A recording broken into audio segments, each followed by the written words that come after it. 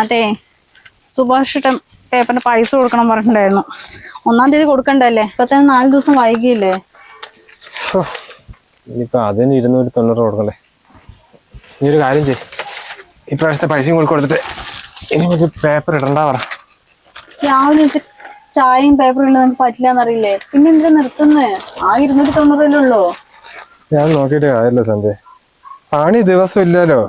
പിള്ളേരാരെല്ലാം വരണ്ട, ഒന്നിനും കല്യാണം കഴിഞ്ഞില്ല. നല്ലത് ആ കാലത്തൊക്കെ രാവിലെ മുതൽ വിളിച്ചിട്ടൊന്നും പണിക്ക് തന്നെ വരാൻ പറഞ്ഞിരിക്കുന്നു. വെയിലത്തുള്ള പണിയല്ലേ ഏട്ടാ, നല്ല കഷ്ടപ്പാടുണ്ട്. ദിവസവും പോയില്ലെങ്കിൽ 4 ദിവസമൊക്കെ പോകുന്നില്ലേ? അതുപോരെ. സ്വാമി നീ വീട്ടിൽ ചായ എടുക്ക.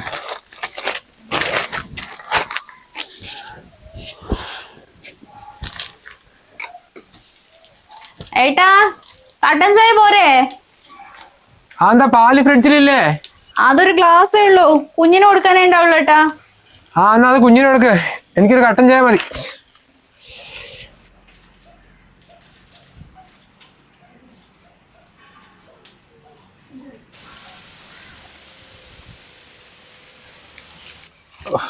ഗ്യാസ് വന്നു അല്ലേ? ഞാൻ വെച്ച് നിങ്ങൾ അടുത്ത ആഴ്ച വരികയാണ്. എത്രയാണ്? നമ്മുടെ ചേർത്തിട്ട് 900. വരെ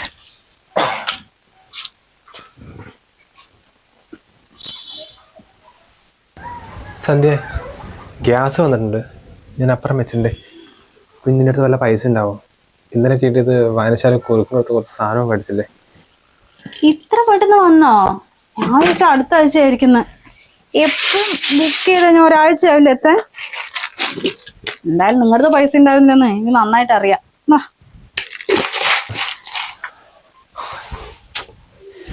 ചെലവ് കൂടുക എന്നല്ലാണ്ട് വരവിലൊരു മാറ്റമില്ലാണ്ടി.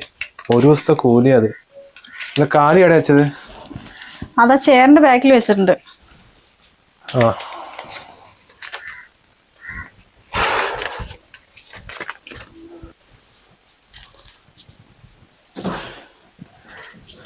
കുറച്ചായിട്ട് അവിടെ ഇവിടെ മാറ്റി വെച്ചതാ. ഇപ്പൊ ഒന്നും ഇല്ലല്ലോ.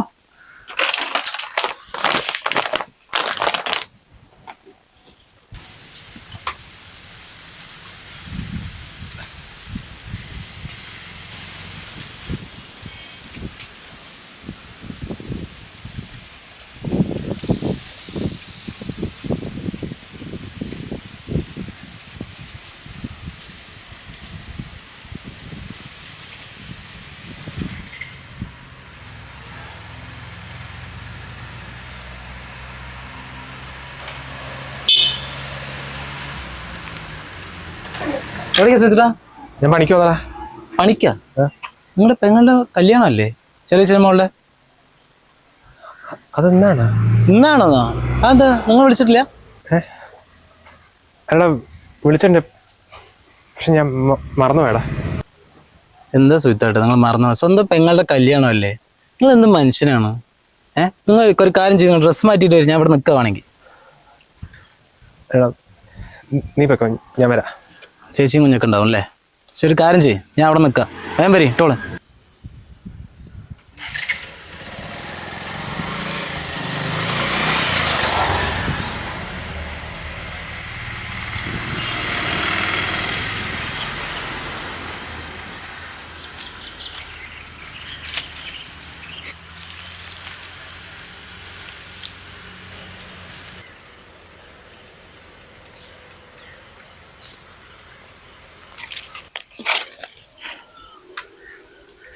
ഇതെന്താ തിരിച്ചു വരുന്ന പണിയില്ലേ?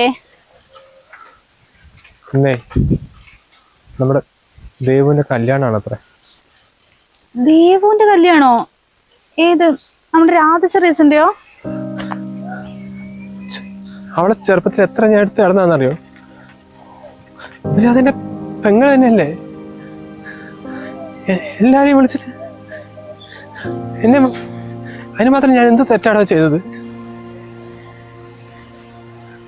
അവർക്ക് ഇപ്പൊ വലിയ പൈസക്കാരല്ലേ കേട്ടോ. നമ്മളല്ലേ അന്നൊന്നും അങ്ങനെ ഗതിയില്ലാണ്ടിരിക്കുന്നത്. ചിലപ്പം നമ്മളെയൊക്കെ വിളിച്ചാ അവർക്ക് സ്റ്റാറ്റസിന് കുറവായിരിക്കും. പറയാണെങ്കിൽ എത്ര കുടുംബക്കാരനെന്നറിയോ?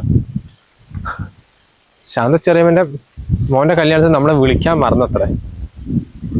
ആ കൂടി ഒരു അമ്മ പോയി ഞാൻ പറഞ്ഞുള്ളൂ. ഇവരെ വീട്ടിൽ കൂടുതലും വിളിച്ചില്ല. നമുക്കിപ്പോ ആരും ഇല്ലാണ്ടായാലോടോ. അല്ലെങ്കിലും അവരെയും പറഞ്ഞിട്ട് കാര്യമില്ലല്ലോ ഏട്ടാ. നമ്മളെയൊക്കെ വിളിച്ചിട്ട് അവർക്ക് എന്ത് കിട്ടാനാ? പണ്ടുള്ള ആൾക്കാർ പറയായിരുന്നു പൈസനെക്കാളും വലുതാണ് സ്നേഹം വന്നെന്ന്. ഒന്നുമല്ല, നമ്മുടെ അടുത്ത് പൈസ ഉണ്ടെങ്കിൽ ബന്ധുക്കാരും നാട്ടുകാരും സുഹൃത്തുക്കളും എല്ലാവരും ഉണ്ടാവും. പക്ഷെ പൈസ ഇല്ലെങ്കിൽ ആരും ഇല്ലാണ്ട് ഒറ്റയ്ക്ക് ഇരിക്കേണ്ടി വരും. സാരമില്ല ഏട്ടാ, വീട് കുഞ്ഞിനൊന്ന് 3 വയസ്സായെങ്കിൽ എവിടെയെങ്കിലും പോവാന്ന് വിചാരിച്ച അതിനും പറ്റുന്നില്ലല്ലോ.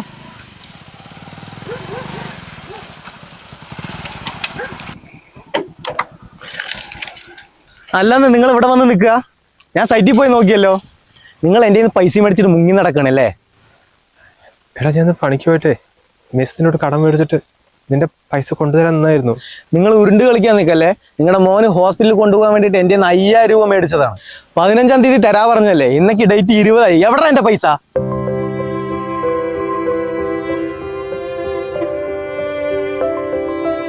കാർത്തിന്ന് അതൊക്കെ സംസാരിക്കടാ. എന്തിനടാ പതുക്കെ പറയാൻ? അത്രയ്ക്ക് നാണവും മാനും ഉള്ളവനാണെന്നുണ്ടെങ്കിൽ പറഞ്ഞ രീതിക്ക് പൈസ തന്നെ.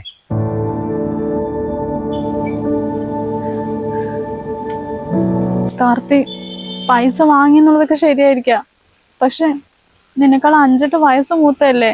ഇങ്ങനെ എടാ പോടെന്നൊക്കെ വിളിക്കുന്നത്. പിന്നെ പൈസ മേടിച്ച് മുങ്ങി നടക്കുന്നവനെ ഞാൻ പിന്നെ സാറേ വിളിക്കണം. ഒന്ന് പോയേച്ചി. 2 ദിവസം ഞാൻ നിനക്ക് സമയം തരും.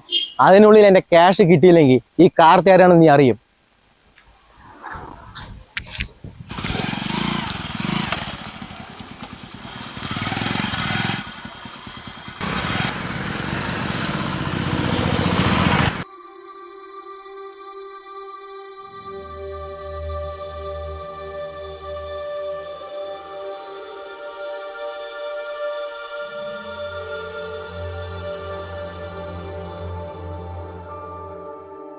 നിങ്ങൾ വിഷമിക്കൊന്നും വേണ്ട കേട്ടാ. പൈസ ഇല്ലാത്ത നമ്മളെ പോലുള്ളവർക്കേ ഇതുപോലെ ഓരോന്ന് കേൾക്കേണ്ടി വരും. അന്ന് നിങ്ങൾ ഗൾഫിൽ പോട്ടെ പറഞ്ഞപ്പോ നിങ്ങൾ പിരിഞ്ഞിരിക്കാൻ വയ്യായിട്ടാ ഞാൻ വേണ്ടെന്ന് പറഞ്ഞത്. ഇനിയിപ്പൊ അതൊന്നും നോക്കിയിട്ട് കാര്യമില്ല. നിങ്ങൾ എത്രയും പെട്ടെന്ന് പോയിക്കോ. പൈസ നന്നായിട്ട് ഉണ്ടാക്കുക തന്നെ വേണം. ഇത്രയും കാലം നമ്മൾ മര്യാദക്കൊന്നും ജീവിച്ചിട്ട് പോലുമില്ല. ഈ നാട്ടുകാരുടെ കുടുംബക്കാരുടെ മുന്നിലേ നമുക്ക് അന്തസ്സായിട്ട് നിൽക്കണം. അതിന് പൈസ തന്നെ വേണം.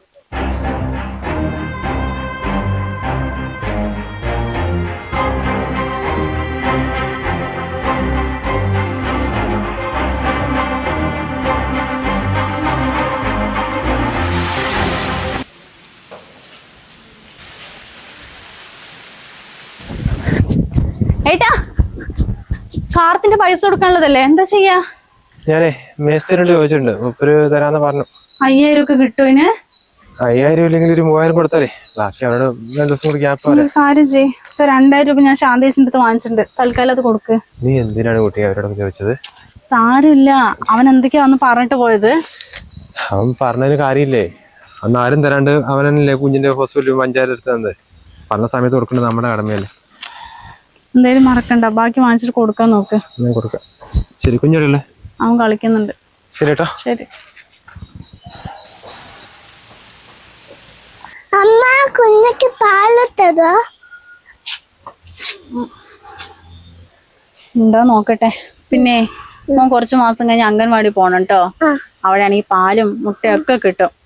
ഇവിടെയാണെങ്കിൽ ഇങ്ങനെ കഞ്ഞിയും കുടിച്ചിരിക്കേണ്ടി വരും. അച്ഛൻ കണ്ട ആ ഒറ്റ കിടന്ന് കഷ്ടപ്പെടുന്നത്. കുഞ്ഞൊന്ന് അംഗൻവാടി പോയില്ലേ? അമ്മയ്ക്ക് എന്തെങ്കിലും ജോലിക്ക് പോകാൻ പറ്റുമോ? പോണേ. നോക്കട്ടെ പാലുണ്ടോന്ന്.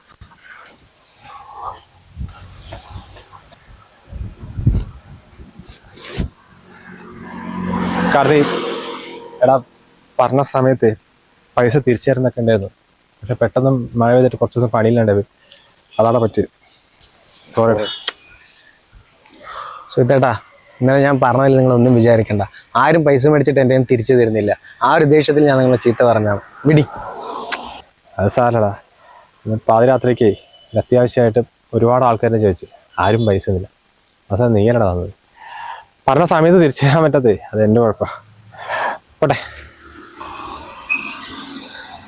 സുഹൃത്തേട്ടാ, നിങ്ങളെങ്ങോട്ടാ?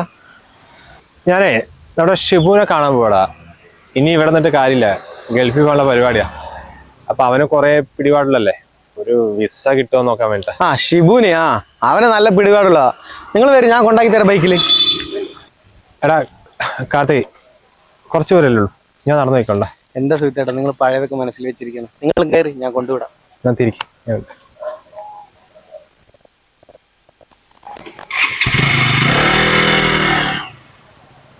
ഇപ്പൊ ഗൾഫിൽ പോയ പണ്ടത്തെ പോലെ ഒന്നുമല്ല, ശമ്പളമൊക്കെ വളരെ കുറവാണ്. എന്നാലും എന്ത്, ഇങ്ങനെ നോക്കുമ്പോ 10 രൂപ കയ്യിൽ കാണും.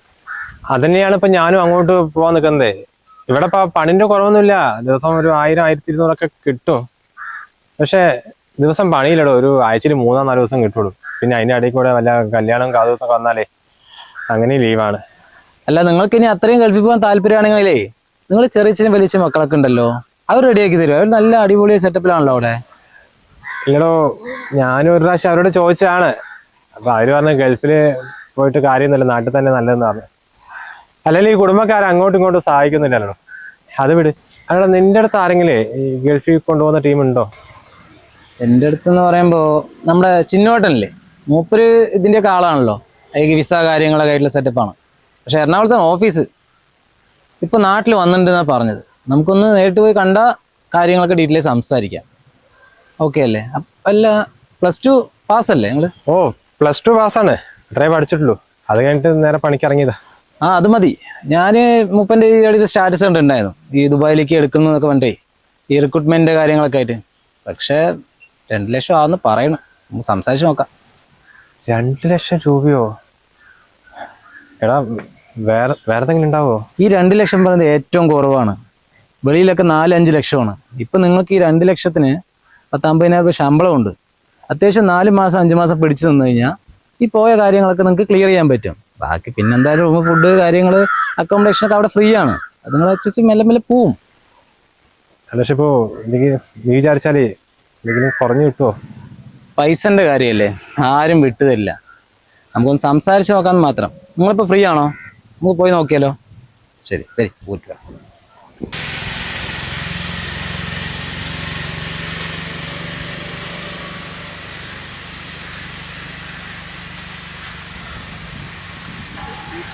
എടാ, ഒരിക്കലും നമ്മളെ പെട്ടെന്ന് മറ്റുള്ളവരെ വിലയിരുത്തരുത് കേട്ടോ.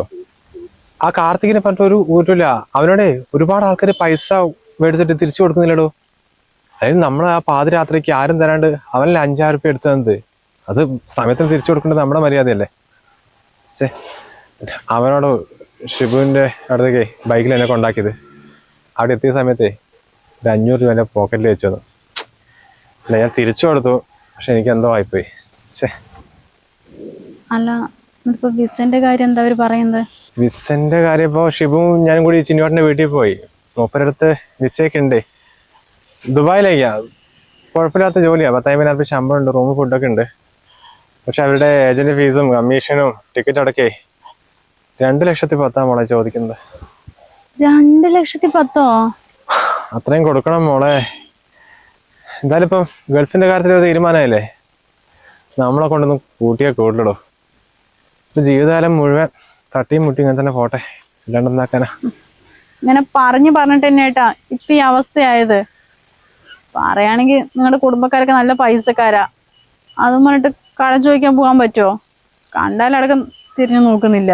നമ്മുടെ അടുത്ത് പൈസ ഇല്ലാത്തതിന് അവരെ പണ്ടെന്താണ് കാര്യം? എല്ലാവർക്കും എല്ലാവരും സഹായിക്കാൻ പറ്റില്ലല്ലോ. ഇപ്പൊ അത് നോക്കിയിട്ടിരുന്ന കാര്യമില്ല, ഇവിടെ തന്നെ പണിക്ക് പോവാ. ഞാൻ എന്ത് ചെയ്യാനാ? അല്ല, ഞാൻ എന്റെ വീട്ടിലൊന്ന് ചോദിച്ചു നോക്കട്ടെ. നീ എന്തൊക്കെയാണ് ഈ പറയുന്നത്? അവരുടെ അടുത്ത് എവിടെ ഉണ്ടാകാനാ? നിന്റെ അച്ഛൻ ഒരാൾ കൊണ്ടുവന്നിട്ടല്ലേ അവിടെ കഴിയുന്നത്. അവനാണെങ്കിൽ പഠിച്ചിറങ്ങിയിട്ട് ജോലി പോലും കിട്ടിയില്ല. ശരിക്കും പറയുകയാണെങ്കിൽ ഈ സമയത്ത് നമ്മൾ അവരെയാണ് സഹായിക്കേണ്ടത്. 2 ലക്ഷം അല്ല, അവരോട് ചോദിച്ചാൽ അവരെവിടെ നിന്ന് എടുത്തു തരാനാണ്? ഒരു തരി പൊന്നു പോലും ഇല്ലാണ്ടായി പോയി. നമുക്കൊരു കാര്യം ചെയ്താലോ? ആ സുധേവട്ടിനടുത്ത് പലിശക്ക് കടം ചോദിച്ചാലോ? എടി, 2 ലക്ഷം രൂപയൊക്കെ ഒരു ഈടും ഇല്ലാണ്ട് മൂപ്പര് നമുക്ക് തരുന്നോന്നുണ്ടാ? അതിനവിടെ നല്ല ശമ്പളം തരുന്നൊക്കെയല്ലേ പറഞ്ഞത്. ഒരു 5-6 മാസം കൊണ്ട് നമുക്ക് തിരിച്ചടയ്ക്കാലോ. പിന്നെ മൂപ്പര് കൊള്ള പലിശയാണെന്ന് നോക്കണ്ട. ഈ ഒരു കാര്യം പറഞ്ഞാലേ ചിലപ്പോ തരുമായിരിക്കും. എടാ, വെറുതെ റിസ്ക് എടുക്കണോ? അതൊക്കെ വേണം നമുക്ക്. റിസ്ക് എടുത്താലേ ജീവിതത്തിൽ എന്തെങ്കിലുമൊക്കെ ആവുള്ളൂ ഏട്ടാ. ഇനി എന്തായാലും നോക്കിയിരുന്നിട്ട് കാര്യമില്ല. ഞാൻ ഇപ്പൊ തന്നെ മൂപ്പൻ്റെ അടുത്ത് പോയി ചോദിക്കട്ടെ.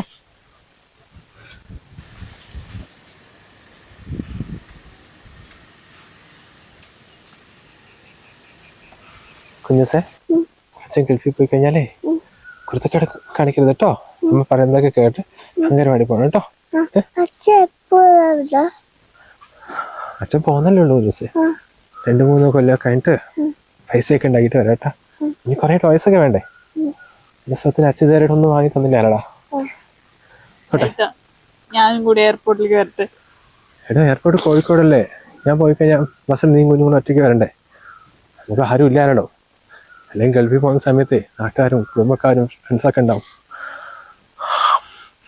സാറില്ല, 2-3 ആൾക്കാരും കൂടി എൻ്റെ കൂടെ ഉണ്ട്. അത് തൃശ്ശൂരിലും കോഴിക്കോടൊക്കെയുള്ള ആൾക്കാരാണ്.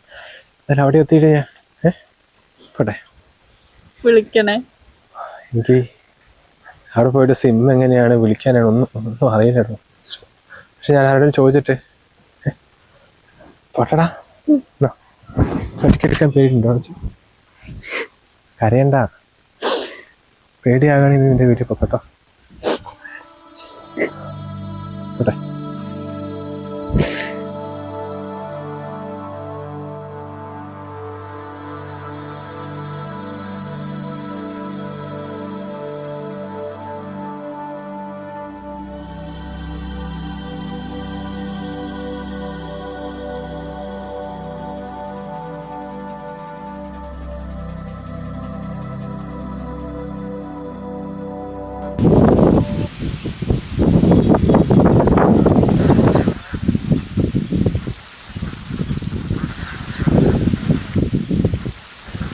ചേച്ചി ഏട്ടൻ ദുബായിൽ പോയിട്ട് എന്തായി? വർക്ക് റെഡിയായ?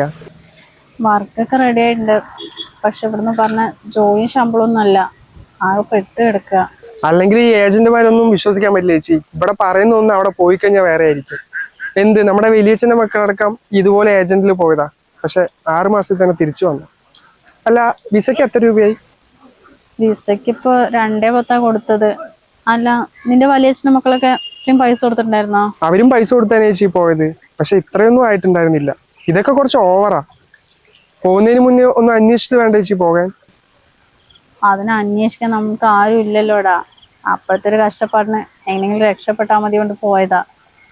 അല്ല സന്ദീപേ, എനിക്കൊരു ജോലി എവിടെയെങ്കിലും ആക്കി തരാൻ നിനക്ക് പറ്റുമോ? ജോലി നമുക്കറിയുന്ന 2-3 ഷോപ്പുകളുണ്ട്. തുണിക്കടയാണ്. മാസം ഒരു 10-12 കഷ്ടിച്ച് കിട്ടും. ചേച്ചി പോകാൻ റെഡിയാണോ? തുണി ഷോപ്പിൽ പോകുന്നോണ്ട് കുഴപ്പമൊന്നുമില്ല. പക്ഷെ അവിടെ പോയി കഴിഞ്ഞാൽ രാവിലെ 9 തൊട്ട് 7 മണി വരെയൊക്കെ നിൽക്കേണ്ടി വരില്ലേ? എനിക്ക് കുഞ്ഞിനെ 10 മണിക്ക് അംഗൻവാടി കൊണ്ടുപോയിടണടാ. 3 മണിക്ക് വിളിക്കാനും പോണം. അപ്പോൾ അതിന് പറ്റി എന്തെങ്കിലും നീ ഒന്ന് റെഡിയാക്കി താ. ഓ, അങ്ങനെ ഒരു കാര്യം ഉണ്ട് അല്ലേ? എന്നാ പിന്നെ ചേച്ചി സ്വിഗ്ഗിയിൽ എങ്ങനെ ഇറങ്ങിയാലോ? ഞാൻ കുറച്ചു കാലം സ്വിഗ്ഗിയിൽ ഇറങ്ങിയിട്ടുണ്ട്. അതാകുമ്പോ ഈ സമയത്തിന്റെ പ്രശ്നമൊന്നും വരാറില്ല. പക്ഷെ എനിക്ക് അതിന് വണ്ടിയൊന്നുമില്ല, ലൈസൻസ് മാത്രമേ കയ്യിലുള്ളൂ. ഞങ്ങൾ കഴിഞ്ഞ മാസം പുതിയ കാർ എടുത്തുകൊണ്ട് അച്ഛന്റെ സ്കൂട്ടി അവിടെ വെറുതെ കിടക്കുക. ആരും ഉപയോഗിക്കുന്നില്ല, വെറുതെ കേടുവരത്തേ ഉള്ളൂ. ചേച്ചി ഒരു കാര്യം ചെയ്യ്, ആ സ്കൂട്ടി എടുത്തോ. അയ്യോ, അതൊന്നും വേണ്ട സന്ദീപേ, നിനക്ക് ബുദ്ധിമുട്ടാവും. ഞങ്ങൾക്കൊന്നും ഒരു ബുദ്ധിമുട്ടില്ല ചേച്ചി, അതവിടെ വെറുതെ കിടക്കുക. നിങ്ങൾ വന്ന് എടുത്തോ. പിന്നെ സുഖിന്റെ കാര്യങ്ങളൊക്കെ ഞാൻ ചെയ്തുതരാം. കുറച്ച് പരിപാടി ഞാൻ പോയിട്ട് തരാം.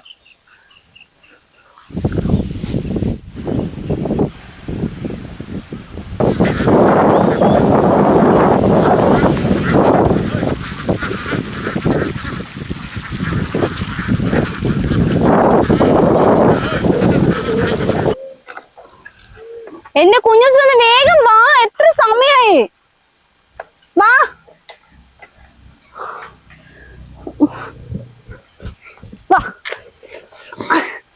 കുഞ്ഞിനെ അംഗൻവാടിയിൽ വിട്ടിട്ട് വേണ്ട അമ്മയ്ക്ക് പോവാൻ.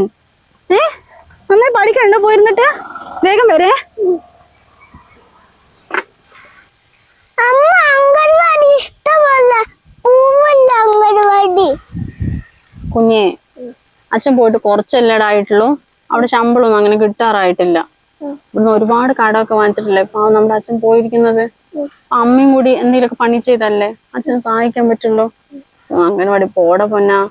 സോറി അമ്മ, കുഞ്ഞ് അംഗൻവാടി പോവും. നല്ല മോനാട്ടോ. പോവാ. പിടിച്ചൊക്കെ.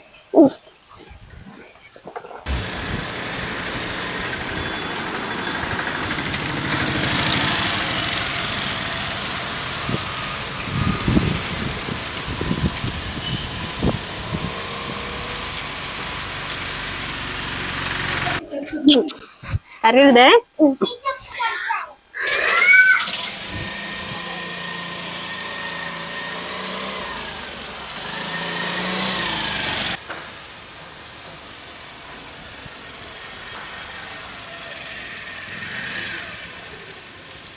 എത്ര നേരമായി ഓർഡർ ചെയ്തിട്ട്?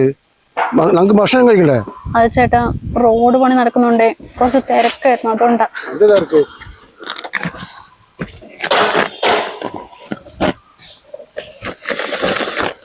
എത്ര? 210.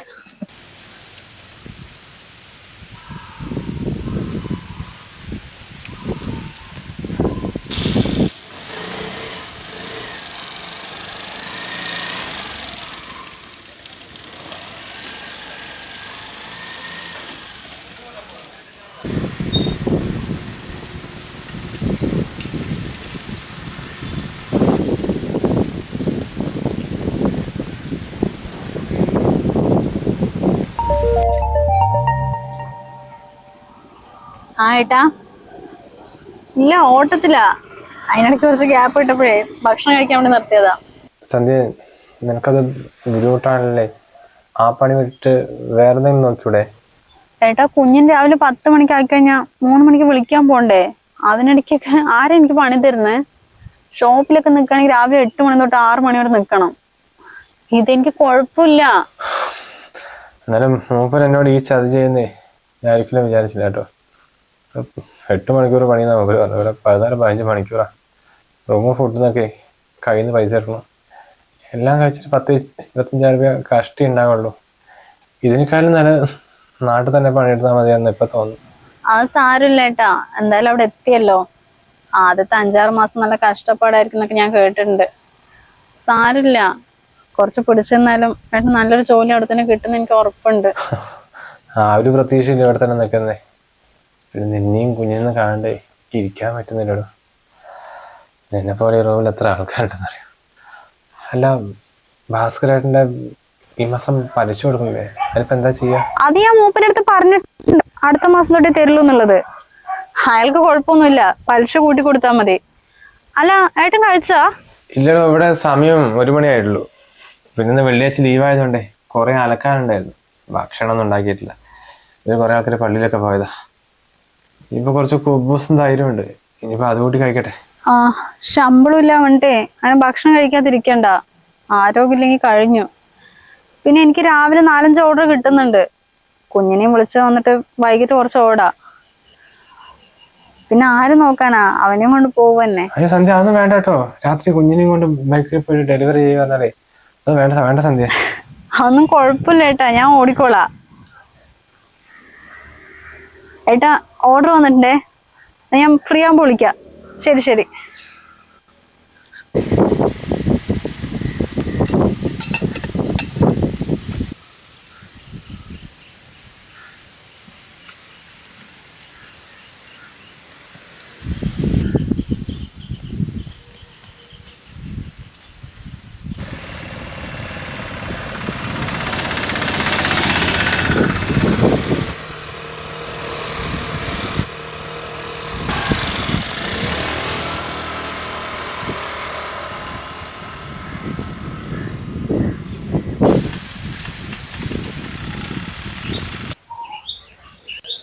സന്ധ്യേ, നീ എന്താ മോളെ ഇവിടെ വന്നിക്കുന്നെ? ഒന്നുമില്ല ചേച്ചി, വിറകെടുക്കാൻ വന്നതാ. നിങ്ങക്കൊക്കെ ഇത് എത്രയടി മോളെ സ്ഥലം? ഞങ്ങൾ 5 സെന്റ് സ്ഥലത്തിലേ തിരിയാനും അറിയാൻ പറ്റാണ്ട് നിക്കുക. ഇതൊന്നും ഞങ്ങളുടെ അല്ലേ ചേച്ചി. ഭാഗം വെച്ച സമയത്തെ ആ വീട് മാത്രമേ ഞങ്ങൾക്ക് കിട്ടുള്ളൂ. ഇതൊക്കെ പിന്നെ അവരുടെ ഏട്ടനഞ്ചുമാന്റെ പേരില്ല. ഭാഗമൊക്കെ കഴിഞ്ഞാ നമ്മളൊന്നും ഇത് അറിഞ്ഞേ ഇല്ലല്ലോ. എന്നാലും ആ ചെറിയ വീട് മാത്രം നിങ്ങളുടെ പേർക്ക് കിട്ടിയത്. വേറെ വല്ലവരാണെങ്കിൽ ഏതാ ഈ റോഡ് സൈഡ് തന്നെ എടുത്ത് തന്നെ. സ്ഥലത്തിനൊക്കെ ഇപ്പൊ എന്താ വില അല്ലേടി മോളെ? നീ എന്തോ ആണുങ്ങൾ ചെയ്യണ പണിക്കൊക്കെ പോണു പറയണ കേട്ടു. അതിന്റെയൊക്കെ വല്ല ആവശ്യണ്ടാ? വീട്ടിൽ തന്നെ ചെക്കനെ നോക്കിട്ട് ഇരുന്നാ പോരെ? ആണും പെണ്ണും വ്യത്യാസമൊന്നുമില്ല ചേച്ചി. ഇക്കാലത്ത് എല്ലാ പണിയും എല്ലാവർക്കും ചെയ്യാം. കുഞ്ഞിനെ മാത്രം നോക്കിയിരുന്ന കുടുംബം മുന്നോട്ട് പോയില്ലല്ലോ. കുടുംബം നോക്കാനല്ലേടി കൊച്ചി അവൻ ഏതോ അന്യ നാട്ടിൽ കിടന്ന് വാരി കൂട്ടുന്നത്. അതൊന്നും പോരെ? ആ കൂടി 3 ആളല്ലേ ഉള്ളൂ നിങ്ങള്. വാരിക്കൂട്ട്. ചേച്ചി എന്തീ പറയുന്നത്? ഇവിടുന്ന് പറഞ്ഞ പോലെ ഒന്നല്ല അവിടെ പോയപ്പോ. എല്ലാ ചെലവും കഴിഞ്ഞിട്ട് 10-15 അയച്ചു തരുന്നുള്ളൂ. അതാ പലിശക്കാരന് കൊടുക്കാൻ പോലും തികയുന്നില്ല. ഓ, ഇപ്പോഴൊരു സമാധാനമായത്. ചെക്കൻ രക്ഷപ്പെട്ടില്ലല്ലോ. ഞാൻ വിചാരിച്ചതേ ഗൾഫിലൊക്കെയാണ് പറഞ്ഞപ്പോ ആ സൗദാമിന്റെ മകനില്ലേ അവനെ പോലെ 1-1.5 ലക്ഷം ശമ്പളം ഉണ്ടാകുന്ന. ഇതിപ്പോ ഈ 10-15 ആണെങ്കിലേ അവിടെ നിർത്തിയിട്ട് ഇങ്ങോട്ട് വരാൻ പറ അവനോട്. വേണ്ട ചേച്ചി, 15 നാട്ടിൽ നിന്നാ പണിയൊക്കെ കിട്ടുമായിരിക്കും. പക്ഷെ ഒരൊറ്റ രൂപ കയ്യിൽ നിൽക്കില്ലേ. ഇപ്പൊ പോയിട്ട് 5-6 മാസമായില്ലേ. ഏട്ടൻ ആദ്യത്തേക്കോ വേറെ ജോലിക്ക് വേണ്ടി പറഞ്ഞു വെച്ചിട്ടുണ്ട്. ഓ, എങ്ങനെയെങ്കിലും അവനൊന്ന് രക്ഷപ്പെട്ട് കണ്ടാ മതിയായിരുന്നു. ഒരുപാട് കഷ്ടപ്പെട്ടതല്ലേ.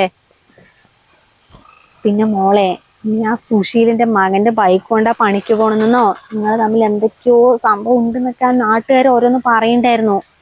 നാട്ടുകാരുടെ വായല്ലേ, നമുക്കൊന്നും പറയാൻ പറ്റില്ലല്ലോ. നീ ഒന്ന് സൂക്ഷിക്കണം, നല്ലതാട്ടോ. അത് പറയാൻ വേണ്ടിട്ടാ ചേച്ചി ഇപ്പൊ രാവിലെ തന്നെ ഇങ്ങോട്ട് വന്നത്. എന്ത് അന്നെ കഷ്ടപ്പാട് കണ്ടിട്ട് അവനൊന്ന് സഹായിച്ചത്. എനിക്ക് അനിയനെ പോലെ ചേച്ചി. ആരെങ്ങനെയൊക്കെ പറഞ്ഞുണ്ടാക്കുന്നത്. ഇന്നലെ തൊഴിലുറപ്പിന് പെണ്ണുങ്ങൾ ഉണ്ടായിരുന്നു നമ്മുടെ പറമ്പ് വൃത്തിയാക്കാനായിട്ടേ. രാവിലെ വന്നപ്പോ തൊട്ട് പണി മാറുന്നവര് ഇതന്നെ സംസാരം. അതിനവർക്ക് പണിയെടുക്കാൻ സമയം വേണ്ടേ. ആ സൗദാമിന്റെ മകൻ അങ്ങനെയാണ്, അവളുടെ മരുമോൾ ഇങ്ങനെയാണ്. നിന്റെ കാര്യം കൂടി പറഞ്ഞപ്പോഴേ ചേച്ചിക്ക് അതൊക്കെ കേട്ട് നിൽക്കാൻ പറ്റുമോ? ഞാൻ പറഞ്ഞു അവൾ അങ്ങനത്തെ കുട്ടിയൊന്നും അല്ല, നല്ലതാണെന്ന്. പക്ഷെ അവരിനെയും പറഞ്ഞിട്ട് കാര്യമില്ലല്ലോ മോളെ. അവൻ ആ ദിക്കി കിടന്ന് കഷ്ടപ്പെടുമ്പോഴേ നീ ഇവിടെ ഒറ്റയ്ക്കല്ലേ. അവര് പറഞ്ഞില്ലെങ്കിലേ അത്ഭുതമുള്ളൂ. നീ ഒരു കാര്യം ചെയ്, അവൻ അവിടെ നിർത്തിയിട്ട് ഇങ്ങോട്ട് വരാൻ പറ. അപ്പൊ ആർക്കും ഒരു പ്രശ്നം ഉണ്ടാവില്ലല്ലോ. ഓ അങ്ങനെയല്ലേ. പറയുന്നവരെന്തോ പറഞ്ഞോട്ടെ ചേച്ചി. ഏട്ടൻ എന്തായാലും തിരിച്ചു വരുന്നില്ല. അതെ, ഏട്ടനോട് നല്ലൊരു ജോലി ശരിയാക്കിയിട്ടുണ്ട്. 2 ലക്ഷം ശമ്പളം കിട്ടുന്നാ പറഞ്ഞത്. 2 ലക്ഷം രൂപ ശമ്പളോ? ചേച്ചി, ഏട്ടൻ ആരോടും പറയണ്ട പറഞ്ഞതാ. പറഞ്ഞാ ചിലപ്പോ നടക്കില്ലെന്നറിയാ.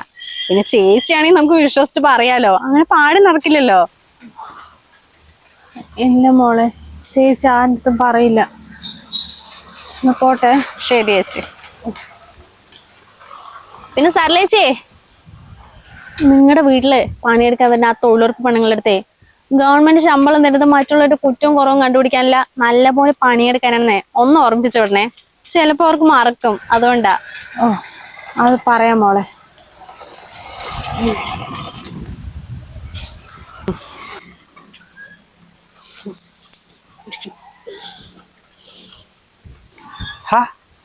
നീ എന്താടി കൊച്ചേ മറുപടി ഒന്നും പറയാത്ത?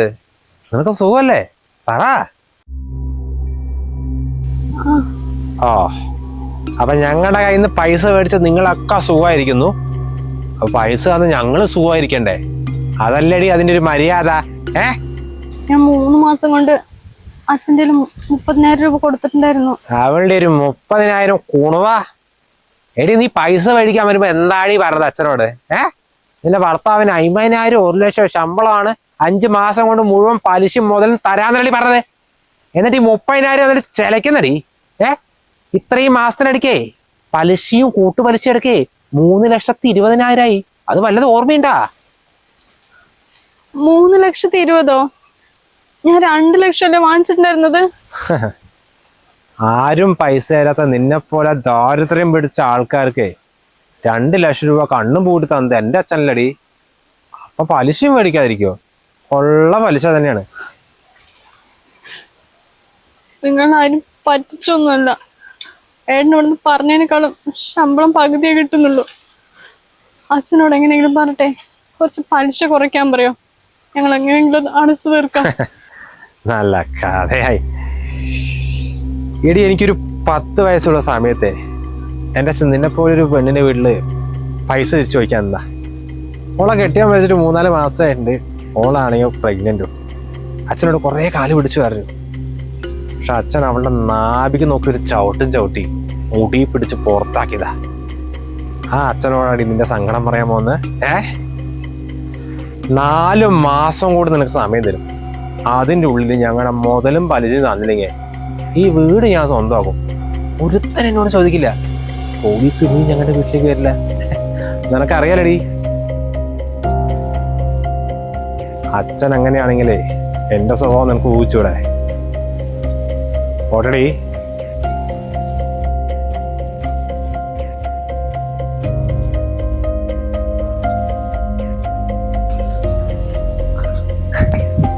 അമ്മ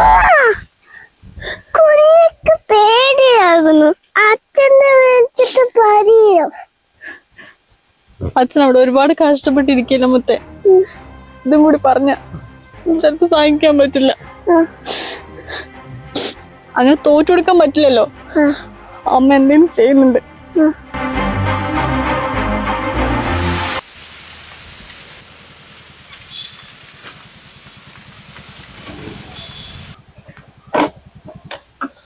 വണ്ടി കുഴപ്പമൊന്നുമില്ല ചേച്ചി, നല്ല സ്മൂത്ത് ആയിട്ടുണ്ട്. ആട്ടെ, ഇത് ഏത് വർഷമാ? 2020 ഇതിപ്പോ 5 വർഷം ആയിട്ടുള്ളെന്നാ പറഞ്ഞത്. കൊറേ നോക്കി എന്നിട്ടാ ഒന്ന് സെറ്റ് ആയത്. എന്തായാലും അധികം കിലോമീറ്റർ ഒന്നും ഓടിയിട്ടില്ല. എന്തിനാ ചേച്ചി ഇതൊക്കെ എടുക്കാൻ പോയത്? അതന്നെ ഓടിക്കായിരുന്നില്ലേ? ഞാനാണെങ്കിൽ അത് എടുക്കുക പോലും ഇല്ല. അത് സാരില്ല മോനെ, എപ്പോഴാണെങ്കിലും ഒന്ന് വേണ്ടേ. പിന്നെ എനിക്കിപ്പോ അത്യാവശ്യം ഓട്ടോ ഒക്കെ ഉണ്ട്. പിന്നെ ഏട്ടന് ഇപ്പൊ ജോലിയൊക്കെ എങ്ങനെയുണ്ട്? മെച്ചപ്പെട്ടോ? ഏട്ടൻ ഇപ്പൊ പുതിയ കമ്പനിയിലേക്ക് മാറിയിട്ട് 5-6 മാസമായി. അത്യാവശ്യം ശമ്പളവും കാര്യങ്ങളൊക്കെ ഉണ്ട്. എന്തായാലും കഷ്ടപ്പെട്ടതിന് നല്ല ഫലം ഉണ്ടായല്ലോ. അന്ന് ശമ്പളം കുറവാണ് പറഞ്ഞിട്ട് തിരിച്ചു വന്നാണെങ്കിൽ ഇപ്പൊ പെട്ടുപോയിട്ടുണ്ടായില്ലേ ചേച്ചി? ആദ്യത്തെ 5-8 മാസം നല്ല കഷ്ടമൊക്കെ ആയിരുന്നു. ശമ്പളവും കാര്യങ്ങളൊക്കെ കുറവായിട്ടേ ഏട്ടനടക്കം തിരിച്ചു വരാൻ നിന്നതാ. അപ്പൊ ഞാനാ പറഞ്ഞത് എങ്ങനെയെങ്കിലും ഒന്ന് പിടിച്ചു നിൽക്കുന്നു. എന്തായാലും ഇപ്പൊ നല്ല മാറ്റമുണ്ട് മോനെ. ആദ്യം പോകുന്ന സമയത്ത് ഭാസ്കരേട്ടനെ കുറച്ച് പലിശക്ക് കടം വാങ്ങിച്ചിട്ടൊക്കെയാ പോയത്. അതിപ്പോ തിരിച്ചടച്ചു. പിന്നെ ഏട്ടൻ അവിടെ തന്നെ ഒരു മെഷീൻ എനിക്ക് ഓർഡർ ചെയ്തിട്ടുണ്ട്. ഞാനിപ്പോ അത്യാവശ്യം തുന്നൊക്കെ ചെയ്യേ. നമ്മുടെ ചിത്രാനഗറിലുള്ള ചേച്ചിമാരൊക്കെ ഇവിടെ കൊണ്ടു തരുന്നുണ്ട് തുണികള്. അങ്ങനെ ഇപ്പൊ കുഴപ്പമില്ലാണ്ട് പോകുന്നു. അതെന്തായാലും നന്നായി ചേച്ചി. ഏട്ടൻ പോയിട്ട് ഇപ്പൊ 1-1.5 വർഷമായില്ലേ? ഈ അടുത്തെങ്ങനെ വരുന്നുണ്ടോ? വരുന്നുണ്ട്. ഏട്ടന്റെ കമ്പനി ഇപ്പൊ ഖത്തറിലേക്ക് ഷിഫ്റ്റ് ആവാണത്രേ. അപ്പൊ അതിന്റെ കുറച്ച് ദിവസം ലീവ് ഉണ്ട്. പിന്നെ തിരിച്ചു പോയിട്ട് അവിടെ നിന്ന് സെറ്റ് ആയതിനു ശേഷം ഞങ്ങൾ രണ്ടാളെയും കൊണ്ടുപോകും. എന്തായാലും നന്നായി ചേച്ചി. ഞാൻ എന്നാ പോയിട്ട് വരാം.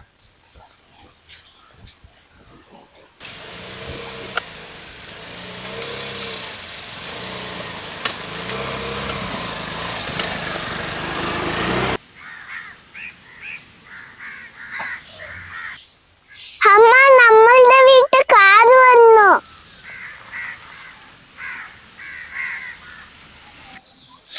താരങ്ങോട്ട് വരുന്ന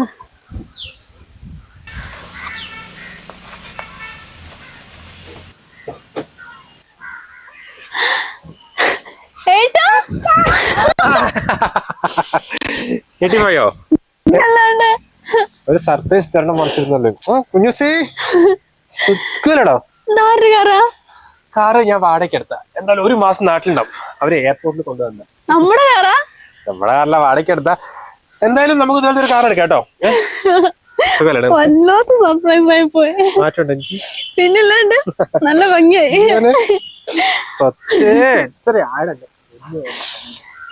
എപ്പോഴെത്തിയത്? ഒന്നും പറയായിരുന്നില്ലേ? പറഞ്ഞ പിന്നെ എന്ത് സർപ്രൈസ് ആണത്? ഇനി നമുക്ക് അടിച്ചു പൊളിക്കണ്ടേ? ചോൻ പറഞ്ഞ പോലെ നമുക്ക് അടിച്ചു പൊളിച്ച് അടിപൊളി കേട്ടോ. പെട്ടെന്ന് കാറ് വന്ന് പാടൊന്നും മനസ്സിലായില്ല അല്ലേ ഞാൻ?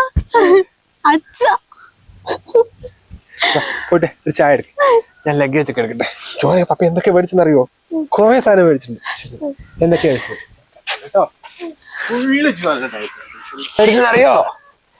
ഇത് മുഴുവൻ എന്റെ സ്വത്തിനാ. ഇത് മാത്രല്ല കേട്ടോ, കാറിൽ കുറെ ഉണ്ട്. അവിടെ കണ്ടോ? അതൊക്കെ എന്റെ ന്യൂസാ. ഒക്കെ എടുത്തരാ കേട്ടോ. നിനക്കുണ്ടടി കുറെ. ഇതൊക്കെ എന്താ ഉണ്ട്? പെർഫ്യൂമും ഡ്രസ്സും എല്ലാം ഉണ്ട് കേട്ടോ. ജീവിക്കണ്ട ജീസേ. ഇനിയാണ് നമ്മൾ ജീവിതം തുടങ്ങുന്നുണ്ട്. പിടിച്ചു പൊളിക്കടാ. ഒരു ചായ എടുത്ത. സന്തോഷമായില്ലേ സ്വത്തിന്?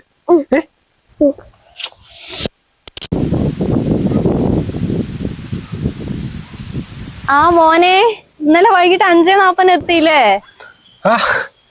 ഇതാര്? അല്ല, വൈകുന്നേരം വന്നത്. പക്ഷെ 5:40 ആണെന്നേ അത് ചേച്ചി ഉറപ്പായിട്ടാണത്. അല്ലതിപ്പോ ഞാൻ വന്നത് നിങ്ങളെങ്ങനെ അറിഞ്ഞേ? അത് പിന്നെ സാരിലേച്ച് അറിയാണ്ടിരിക്കോ മോനെ? അല്ലേടാ, അവിടെ പോയിട്ട് വല്ല മെച്ചമുണ്ടാ? എന്നാ മെച്ചം ചേച്ചി? ഇങ്ങനെ തട്ടിമുട്ടി പോന്നു. അല്ലാണ്ട് ഇപ്പൊ എന്ത് പറയാനാ? നല്ല പൈസ ഉണ്ടാക്കിട്ട് ചെക്കൻ്റെ വർത്താനം നോക്ക്. എടാ മോനെ, ഇത് ഇന്നലെ നിന്നെ ആക്കാൻ വന്ന വണ്ടിയല്ലേ? ഇത് ഇത്ര നേരമായിട്ട് പോയില്ല? ഇത് എന്നെ ആക്കാൻ വേണ്ടി കൊണ്ടുവന്ന വണ്ടിയല്ലേ ചേ? ഇതേ ഞാനങ്ങ് വാങ്ങിയതാ. നീ വാങ്ങിച്ചോ? എടാ, സന്ധ്യയല്ലേ പറഞ്ഞത് 5-8 മാസം ഭയങ്കര കഷ്ടപ്പാടാണ്, 10-15 രൂപയൊക്കെ സാലറി ഉള്ളൂന്ന്. അപ്പോഴേക്കും ഇതൊക്കെ വാങ്ങിക്കാനുള്ളതൊക്കെ ആയോ നിനക്ക്? ഇത് കാണുമ്പോ ഒരു 10-15 ലക്ഷം ഉള്ള പോലെ ഉണ്ടല്ലോ. അയ്യോ 15 അല്ലേ ചേച്ചി, ഫുൾ ഓപ്ഷൻ ആണ്. അപ്പൊ എല്ലാം കൂടി ഇറക്കുമ്പോൾ 20 അടുത്തായി. പിന്നെ രക്ഷപ്പെടാൻ അങ്ങനെ സമയമൊന്നും വേണ്ടല്ലേ ചേച്ചി, പെട്ടെന്നെല്ലാം പെട്ടെന്നായതാ. ഒന്നും നോക്കിയില്ല, ഒന്നങ്ങ് എടുത്തതാ. എന്നാലും കണ്ണടച്ച് തുറക്കുമ്പോഴത്തേക്കല്ലേടാ മോനെ നിന്റെ വളർച്ച. സാറിലേച്ചിക്ക് നല്ല സന്തോഷമായിട്ടാ. അല്ല അവളും കുഞ്ഞും ഇല്ല ഇവിടെ? ഇല്ല ചേച്ചി, കുഞ്ഞിനെ നമ്മള് ഒരു വലിയൊരു സ്കൂളിൽ ചേർത്തിണ്ടേ, അപ്പൊ അതിന്റെ കാര്യത്തിനായി പോയതാ. എനിക്കും പോകണമെന്നുണ്ടായിരുന്നു, പക്ഷെ ഒരു ബിസിനസ് കോൾ ഉണ്ടായിരുന്നു, അതുകൊണ്ട് ഞാൻ ഇവിടെ നിന്നാ. പിന്നെ മോനെ, ചേച്ചി ഒരു കാര്യം പറഞ്ഞാലേ നീ ചാടിക്കറി പ്രതികരിക്കൊന്നും ചെയ്യല്ലേ. എന്ത് കാര്യം? മോൻ ഇന്നലെ വന്നല്ലുള്ളൂ. ചിലപ്പോ നാട്ടിലൊക്കെ അറിഞ്ഞ ആരെങ്കിലും ഒക്കെ ഇത് പറഞ്ഞാലേ മോനത് വിഷമാവും. അത് വേണ്ടല്ലോ പറഞ്ഞിട്ടാ ചേച്ചി നേരിട്ട് വന്ന് പറയാൻ വന്നത്. നിങ്ങൾ വളച്ചേട്ടന്റെ കാര്യം എന്താ പറയാ ചേച്ചി? ഇതിപ്പോ നീ മാത്രം അറിയാനുള്ളൂ, നാട് മുഴുവൻ തന്നെയാ പാടി നടക്കണ്. മോൻ ഗൾഫിൽ പോയ സമയത്തെ നമ്മുടെ തെക്കേ സുശീലിന്റെ മോനില്ലേ, ആ സന്ദീപ്, അവനാണ് ഇവൾക്ക് വണ്ടി കൊടുത്തുവന്നോ ഇവര് തമ്മില് ഒക്കെ ഉണ്ടെന്നൊക്കെ നമ്മുടെ പറമ്പിൽ പണിക്കാരും നാട്ടിലെല്ലാവരും തന്നെയാണ് പറഞ്ഞു നടക്കുന്നത്. ചേച്ചി നിങ്ങൾ അറിയാണ്ട് ഓരോ കാര്യം പറയാൻ നിൽക്കല്ലേ. അയ്യോ മോനെ, ഇങ്ങനത്തെ കാര്യങ്ങൾക്ക് ആരെങ്കിലും വെറുതെ പറയോടാ. നീ എനിക്ക് മോനെ പോലെയല്ലേ. നിന്റെ ജീവിതം അങ്ങനെ ഇങ്ങനെ ആയാ അത് ചേച്ചിക്ക് സഹിക്കാൻ പറ്റുമോ? അതുകൊണ്ട് മാത്രമാ പറഞ്ഞത്. പിന്നെ മോനൊന്ന് സൂക്ഷിച്ചാ മതി. അത് ശരി, ഞാനിവിടെ പൊരി വെയിലത്ത് കിടന്നിട്ട് കുടുംബത്തിന് വേണ്ടി കഷ്ടപ്പെടുമ്പോ ഇവിടെ കിടന്ന് എന്നെ ചതിക്കായിരുന്നു അല്ലേ? അത് അങ്ങനെ വിട്ടാൻ പറ്റില്ലല്ലോ ചേച്ചി. പിന്നെ അല്ലാണ്ട് നീ ആ വെയിലത്തും പൊടിയിലും രാവും പകലും ഇല്ലാണ്ട് കുടുംബത്തിന് വേണ്ടി പാരി കൂട്ടുമ്പോഴേ അവൾ ഇവിടെ കിടന്ന് ചെയ്യണത് ശരിയുള്ള കാര്യാ? പറഞ്ഞിട്ട് കാര്യമില്ലടാ. പെണ്ണല്ലേ, ഭർത്താവ് ഇങ്ങനെ വിട്ടു നിൽക്കുമ്പോ പലതും തോന്നിന്നൊക്കെ വരും. ഇനിയിപ്പോ എല്ലാവരും വിളിച്ചു കൂട്ടി പറഞ്ഞ് വലിയ പ്രശ്നമൊന്നും ആക്കാൻ പറ്റില്ലല്ലോ. അത്രയും നാറ്റ കേസല്ലേ. ഒരു കാര്യം ചെയ്, എന്തായാലും തീർക്കാനും പറ്റില്ല, കുഞ്ഞൊക്കെ ഉള്ളതല്ലേ. അവിടെ എത്ര വലിയ ശമ്പളം ഉണ്ട് പറഞ്ഞിട്ടൊന്നും കാര്യമില്ല. കുടുംബമായിരിക്കും തകരുക. നീ അവിടെ നിർത്തിയിട്ടേ നാട്ടിൽ വന്ന് സെറ്റാകുക. അങ്ങനെയാണെങ്കിൽ പിന്നെ ഈ ഒരു പ്രശ്നങ്ങളൊന്നും ഉണ്ടാവില്ലല്ലോ. ഇനി എന്തായാലും ഞാൻ പോകുന്നില്ല ചേച്ചി. അവിടെ കിടന്ന് ഞാൻ ആർക്ക് വേണ്ടി കഷ്ടപ്പെടുന്നത്? നിർത്തി, ഇന്നത്തോടെ നിർത്തി. അതന്നെയാടാ മോനെ നല്ലത്. കുടുംബത്തിന് മനസ്സമാധാനം ഇല്ലാണ്ടേ അവിടെ ഇവിടെയൊക്കെ പോയിട്ട് വാരി കൂട്ടിട്ട് വല്ല കാര്യണ്ടാ? നീ നിർത്തിക്കോ. പിന്നെ നാട്ടിലാണെങ്കിൽ കെട്ടിന്റെ വാർപ്പിന്റെ ഒക്കെ പണിക്ക് 7 മണിക്ക് പോയി കഴിഞ്ഞാൽ 2 മണിയാകുമ്പോഴേക്കും വീടെത്താൻ പറ്റില്ലേ? നിനക്ക് അവളുടെ കൂടെ സുഖമായിട്ട് ജീവിക്കാനും പറ്റും. അതല്ലേ നമുക്ക് വേണ്ടത്. ഞാൻ കാറും മേടിച്ച് കുടുങ്ങിപ്പോയല്ലേ ചേച്ചി? എന്ത് കുടുങ്ങിപ്പോയി നടാ ഈ പറയുന്നത്? കാറല്ലേ, വിൽക്കാലോ. എപ്പ വിറ്റാലും നല്ല പൈസ കിട്ടും. ഇനിയിപ്പോ ഒരു 5-6 ലക്ഷം കുറഞ്ഞാലും കുഴപ്പമില്ല. ബാക്കിയുള്ളതിനെ നീ ബാങ്കിലിട്. അപ്പൊ എന്റെ ഗൾഫിൽ ആ നല്ല ജോലി ഉപേക്ഷിച്ച് ഈ കാറും വിറ്റിട്ട് വീണ്ടും പഴയ ജീവിതത്തിലേക്ക് കടക്കണം എന്നാണ് ഇപ്പൊ ചേച്ചി പറഞ്ഞു വരുന്നത് അല്ലേ? ആ മോനെ, അതല്ലേ നല്ലത്. അല്ല, ഞാൻ ഒരു കാര്യം ആലോചിക്കുകയാണേ. നിങ്ങൾക്ക് കുറച്ചെങ്കിലും നാണവും മാനവും ഉണ്ടെങ്കിലേ രാവിലെ തന്നെ മറ്റുള്ളവരുടെ വീട്ടിലേക്ക് ഇങ്ങനെ കുത്തിത്തിരിപ്പുണ്ടാക്കാൻ വരുമോ തള്ളേ? നിങ്ങളുടെ പ്രായം ആലോചിച്ചിട്ട് മാത്രമാണ്, അല്ലെങ്കിൽ ഞാൻ ഇങ്ങനെ ആയിരിക്കില്ല നിങ്ങളോട് പെരുമാറാ. എടാ മോനെ, ഞാൻ നിന്റെ നല്ലതിന് വേണ്ടിട്ടല്ലേ. കൊല്ലതിന് പറട്ടെ തള്ളേ. നിങ്ങളുടെ കുടുംബത്തിൽ പറയാൻ പറ്റിയ എന്തെങ്കിലും നല്ല കാര്യം ഉണ്ടാ? നിങ്ങളുടെ മോള് ആ പഠിക്കാൻ വിട്ട സമയത്ത് ഏതോ ഒരു സെക്കൻഡ് ഒളിച്ചോടിപ്പോയതല്ലേ? നിങ്ങളുടെ മകന്റെ കാര്യം പിന്നെ പറയണ്ടല്ലോ. അതൊന്നും നോക്കാണ്ട് എന്തിനീ മറ്റുള്ളവരുടെ കുടുംബത്തിൽ എന്ത് നടക്കുന്നു ഏത് നടക്കുന്ന പറഞ്ഞിട്ട് എത്തി നോക്കാൻ നിൽക്കുന്നത്? അല്ല, ഈ ഭാര്യയും ഭർത്താവും കുറെ കാലമായിട്ട് വിട്ടുന്ന എന്ത് സംഭവിക്കുന്ന പറഞ്ഞേ? അല്ല തള്ളേ, ഈ പ്രവാസികളുടെ ഭാര്യമാരെ കുറിച്ച് നിങ്ങൾക്ക് എന്ത് മനസ്സിലായിന്ന് പറഞ്ഞാ? ഒരു പ്രവാസി അവിടെ കിടന്ന് കഷ്ടപ്പെടുന്നതിൽ 100 ഇരട്ടിയെ ഓരോ പ്രവാസികളുടെ ഭാര്യമാർ ഇവിടെ കിടന്ന് അനുഭവിക്കുന്നുണ്ട്. അതെങ്ങനെയാ? നിങ്ങളെപ്പോലെ ഒരു ഏഷണികളുണ്ടല്ലോ, വായിലെ നാവുണ്ട് പറഞ്ഞിട്ടേ അത് മറ്റുള്ളവരുടെ കുടുംബത്തെ പിരിപ്പിക്കാൻ നോക്കിയുണ്ടല്ലോ, അടിച്ച പഞ്ഞ കഴിക്കും.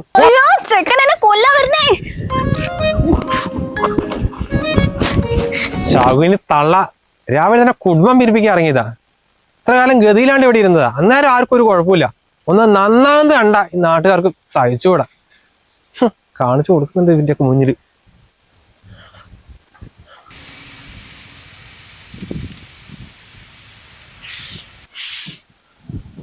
ഏട്ടാ, ഏട്ടാ, വാട്ടാ കേറിയിരിക്കേ. ഇല്ല മോളെ, ഈ വഴിക്ക് പോയപ്പോഴേ ഒന്നും ഇവിടെ കയറിയെന്നുള്ളൂ. അവനില്ലേ ഇവിടെ? ആ ഇവിടെ അകത്തുണ്ട്. ആ ഏട്ടാ ഏടാ വന്നിട്ട് ഇപ്പൊ ഒരാഴ്ച കഴിഞ്ഞില്ലേ? എന്താ നിങ്ങൾ രണ്ടാളും കൂടി ഒന്നും അങ്ങോട്ട് വീട്ടിലേക്ക് വരാത്ത? അയ്യോ ഏട്ടാ ഫുള്ള് തിരക്കിൽ പെട്ടുപോയി. ഞങ്ങള് വന്നതിന്റെ പിറ്റേന്ന് തന്നെ രാത്രി ആലപ്പുഴയിലൊന്ന് പോയിട്ടുണ്ടായിരുന്നു. അവിടെ 3 ദിവസം സ്റ്റേ ചെയ്തിട്ട് പിന്നെ വരുന്ന വഴിക്ക് എറണാകുളത്ത് 2 ദിവസം നിന്നു. ഇതാ ഇന്നലെ രാത്രി എത്തിയേ. ആ ആ ആ ആ അല്ല ഇനിയിപ്പോ കൊറേ ദിവസം ലീവ് ഉണ്ടാ? ഇല്ല, ഇനിയൊരു 20 ദിവസം കൂടി ബാക്കിയുള്ളൂ. പിന്നെ ഖത്തറിൽ ഞങ്ങളുടെ പുതിയൊരു കമ്പനി സ്റ്റാർട്ട് ചെയ്തിട്ടുണ്ട്. പിന്നെ നേരെ അങ്ങോട്ടാ. ഖത്തർ അല്ലേ? ആ പിന്നെ ആരൊക്കെയോ പറയുന്ന കേട്ടു നീ അത് സ്വന്തമായിട്ട് വാങ്ങിയ കാറാണെന്ന്. ആണാ? അല്ല അത് ഞാൻ അവരോട്. ആ അത് സാരല്ലേച്ചി പറഞ്ഞിട്ടുണ്ടാകും. ഇതിനേട്ടാ 25 ലക്ഷമായി അല്ലേ? ആ ആ ആ നല്ല കാറ്. പിന്നെ നമ്മുടെ രേവതിന്റെ കല്യാണത്തിന് നിങ്ങളൊന്നും വിളിക്കാത്തോണ്ട് ഒന്നും വിചാരിക്കല്ലേ. ആ പെണ്ണ് ജോലി ചെയ്യുന്ന സ്ഥലത്തിന് ഒരു ചെക്കനൊരു പ്രേമിച്ചതാ. അപ്പൊ വീട്ടിൽ വന്ന് പറഞ്ഞപ്പോ സമ്മതിക്കാണ്ടിരിക്കാനും പറ്റില്ലല്ലോ. ഇപ്പോഴത്തെ പിള്ളേരല്ലേ, നമ്മുടെ ജാതിയൊന്നും അല്ലടാ. അപ്പൊ അങ്ങ് ചുരുക്കി കഴിച്ചതാണ്. അതുകൊണ്ടാണ്. വേറെ ഒന്നും വിചാരിക്കല്ലേ. അത് ഞങ്ങക്ക് മനസ്സിലാക്കാൻ പറ്റും കേട്ടാ. പിന്നെ ഇപ്പൊ ജോലി ശമ്പളമൊക്കെ ആയ സ്ഥിതിക്ക് ആ ഓടൊക്കെ അങ്ങ് മാറ്റണ്ടേ? കുറെ പൊട്ടിയിട്ടുണ്ടല്ലോ. നീ ഒരു കാര്യം ചെയ്യ്, വീട്ടില് കുറെ പഴയ ഓടുണ്ട്, അത് കൊണ്ടുവന്നിട്ട് പെയിന്റ് അടിച്ചിട്ട് അതിന്റെ മുകളിൽ കയറ്റി. എന്തായാലും അത് അവിടെ കിടന്നിട്ട് വെറുതെ നശിച്ചു പോവാ. അയ്യോ അതൊന്നും വേണ്ട കേട്ടാ. ഇനിയിപ്പൊ ഈ പഴയ ഓടൊക്കെ മാറ്റിയിട്ട് ഇവിടെ നമ്മൾ ഇരിക്കാൻ ഉദ്ദേശിക്കുന്നില്ല. നമ്മൾ ചെറിയ റൂമും കാര്യങ്ങളൊക്കെ അല്ലേ. ടൗണില് കുറച്ച് സെന്റ് സ്ഥലവും അതിലൊരു വീടുമായിട്ട് നമ്മൾ വാങ്ങിക്കാനുള്ള ഒരു പ്ലാനാണേ. 60 ഇപ്പൊ അവര് ചോദിക്കുന്നത്. ഒരു 50-55 കിട്ടും. അപ്പൊ ഈ വീടാ? ഇതിപ്പോ എന്താക്കാനാ, മേലത്തെ ഓടൊക്കെ മാറ്റിയിട്ടേ ഒന്ന് വാർക്കണം. പിന്നെ വാടകയ്ക്ക് കൊടുക്കാലോ. ചെറിയൊരു വരുമാനം കിട്ടിയാ അതും കൂടി നമുക്ക് ആയില്ലേ. നല്ലത്. ആ പിന്നെ ഏട്ടൻ ഇപ്പൊ വന്നെന്താ വെച്ചാ, നമ്മുടെ രാഹുലേ അവനൊരു കഴിഞ്ഞ മാസം ഒരു പെണ്ണിനെ കാണാൻ പോയിട്ടുണ്ടായിരുന്നു ഒറ്റപ്പാലത്ത്.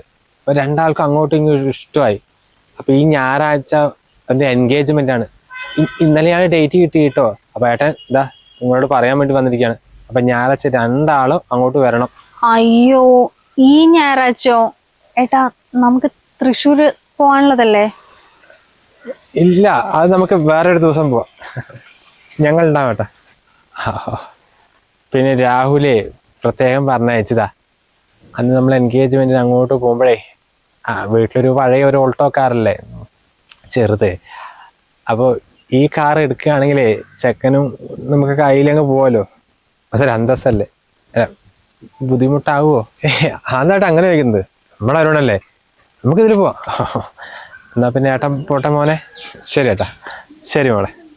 ശരി.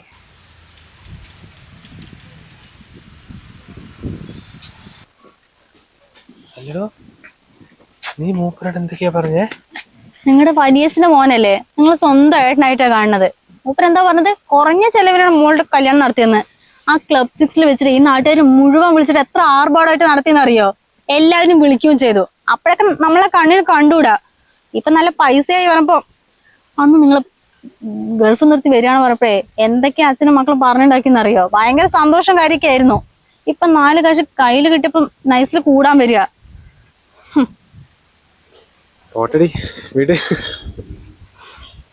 അല്ല ഏട്ടാ, ഞാൻ ഒരു കാര്യം ചോദിക്കട്ടെ, നിങ്ങക്ക് ശരിക്കും അവിടെ എന്തായിരുന്നു ജോലി?